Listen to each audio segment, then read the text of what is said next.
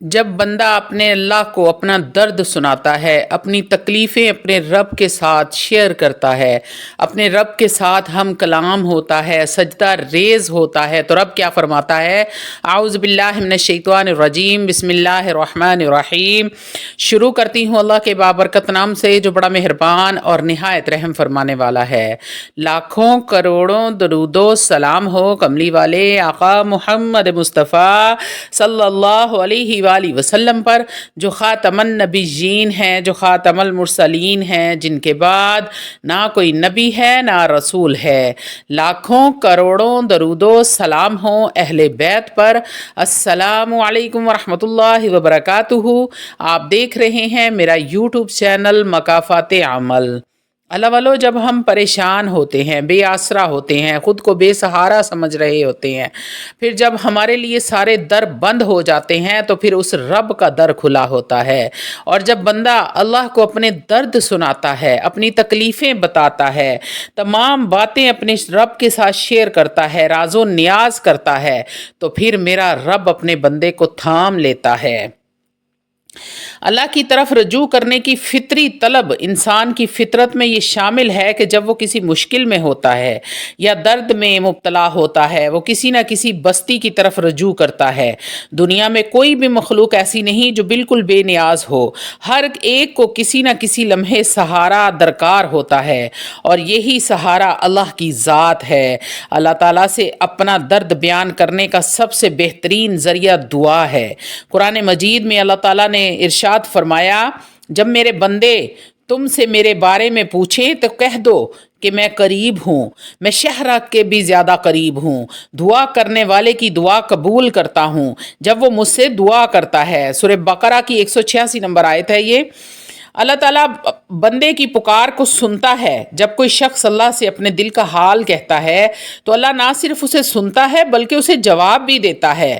لبیک یا عبدی، اے میرے بندے میں حاضر ہوں۔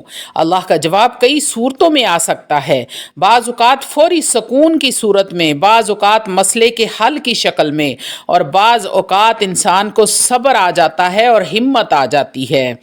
دل کے اطمینان کی صورت میں جواب اللہ کی سب سے بڑی نعمتوں میں سے ایک یہ ہے کہ دعا کے ذریعے بندے کے دل کو سکون عطا فرماتا ہے۔ جب کوئی شخص اللہ کے حضور رو رو کر گریہ زاری کرتا ہے، گڑ گڑا کر اپنی مشکلات بیان کرتا ہے، تو ایک اندرونی سکون اور اطمینان محسوس کرتا ہے جو کہ خود اللہ کا ایک جواب ہوتا ہے۔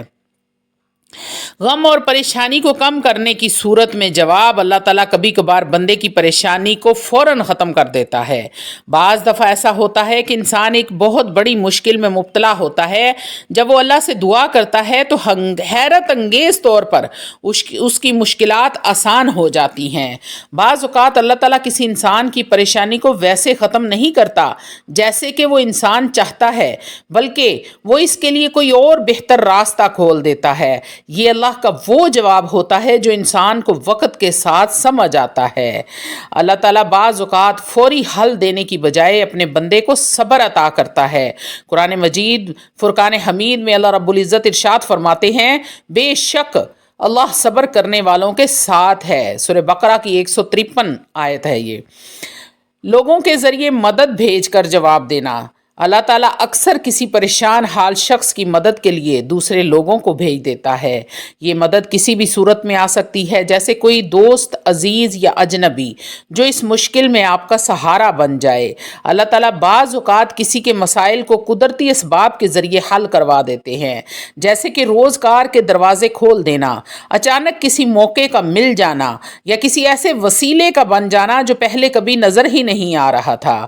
اللہ تعالیٰ بعض اوقات کسی مشکل میں گھرے شخص کو علم اور سمجھ عطا کرتا ہے تاکہ وہ خود اپنی مشکلات کا حل تلاش کر سکے۔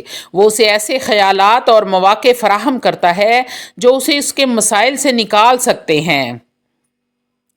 بعض اوقات اللہ ताला दुआ का जवाब इस तरीके से देते हैं कि वो इंसान को किसी मुश्किल में रख कर उसका ईमान मजबूत कर देते हैं। हज़रत अय्यूब अलैहिस्सलाम की आजमाइश इसकी बेहतरीन मिसाल है।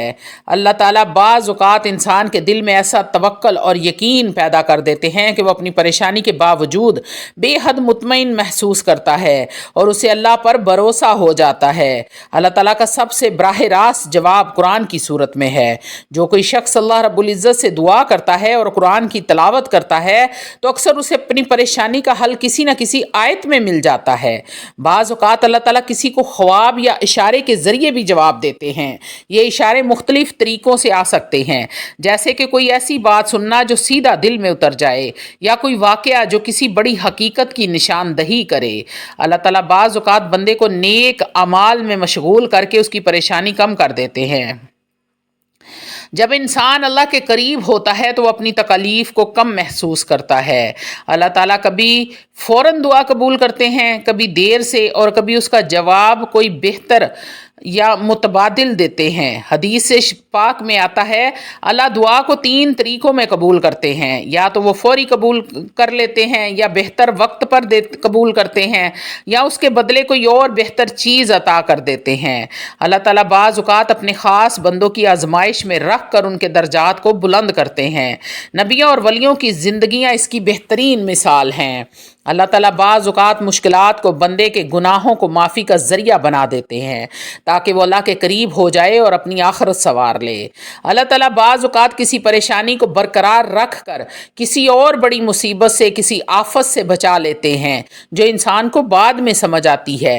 वक्ती तौर पर तो हमें ये लगता है कि हमारे साथ जुल्म हुआ है, ज़्यादती हुई है, लेकिन वक़्त जब जैसे ही गुज़र जाता है तो हमें समझ आती है कि अच्छा ही हुआ था।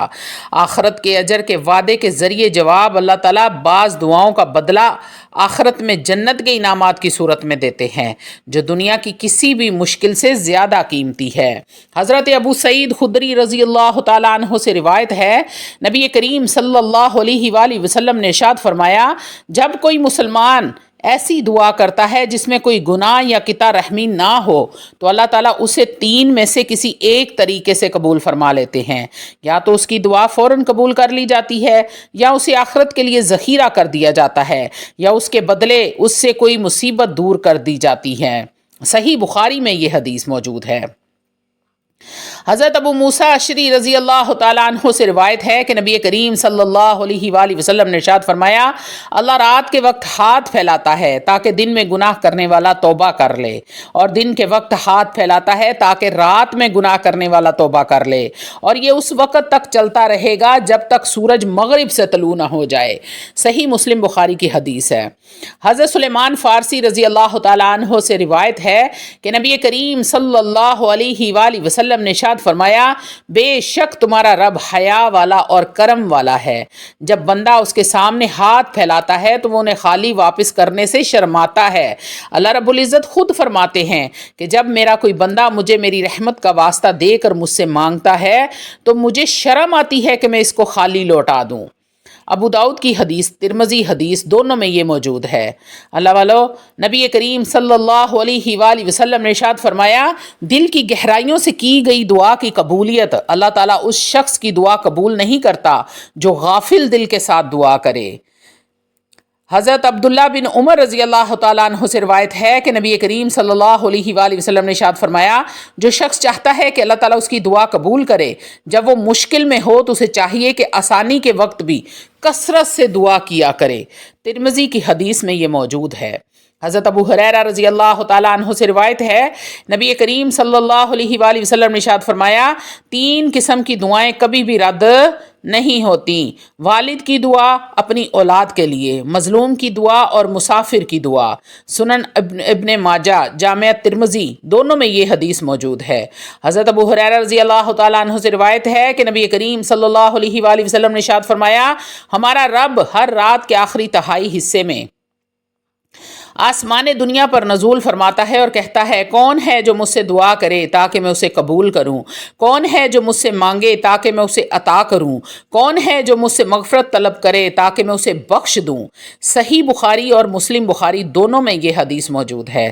نبی کریم صلی اللہ علیہ وآلہ وسلم نے ارشاد فرمایا مظلوم کی دعا سے بچو کیونکہ اس کے اور اللہ کے درمیان کوئی پردہ نہیں ہوتا۔ صحیح بخاری اور مسلم بخاری دونوں میں یہ حدیث موجود ہے۔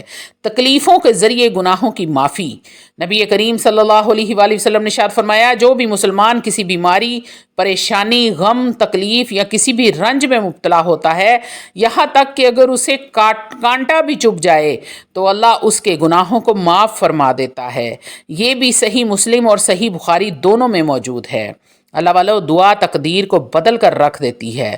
نبی کریم صلی اللہ علیہ وآلہ وسلم نے ارشاد فرمایا دعا ہی وہ چیز ہے جو تقدیر کو بدل سکتی ہے، جو آپ کی قسمت کے ستارے کو چمکا سکتی ہے، جو آپ کی بگڑیاں سنوار سکتی ہے۔ اللہ والو یہ حدیث اس بات کو واضح کرتی ہے کہ اللہ تعالیٰ اپنے بندوں کی دعاؤں کو قبول فرماتا ہے اور مختلف طریقوں سے جواب دیتا ہے۔ اللہ تعالیٰ ہمیں بھی اخلاص اور یقین کے ساتھ دعا کرنے کی توفیق عطا فرمائے۔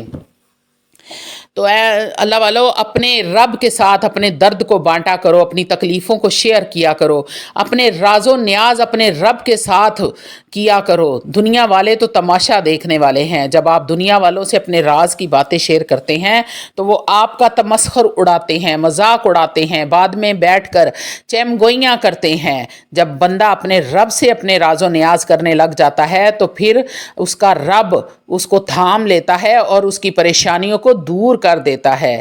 تو اللہ والو یہ ساری باتیں آپ سے کرنے کا مطلب صرف اتنا ہے کہ تہجد میں اٹھا کریں اور اپنے رب کو یاد کیا کریں، اپنے رب کے ساتھ اپنے درد کو بانٹا کریں، پھر دیکھیں آپ کی تکلیف کیسے کم ہوتی ہے۔ یقین کریں اتنا سکون ہوگا، آپ کی روح کو اتنا اطمینان سکون محسوس ہوگا کہ آپ اپنی تکلیف کو بھول جائیں گے۔ تو اللہ کرے کہ اللہ ہم سب کو تہجد کی توفیق عطا فرمائے۔ وآخر دعوانا الحمدللہ رب العالمین۔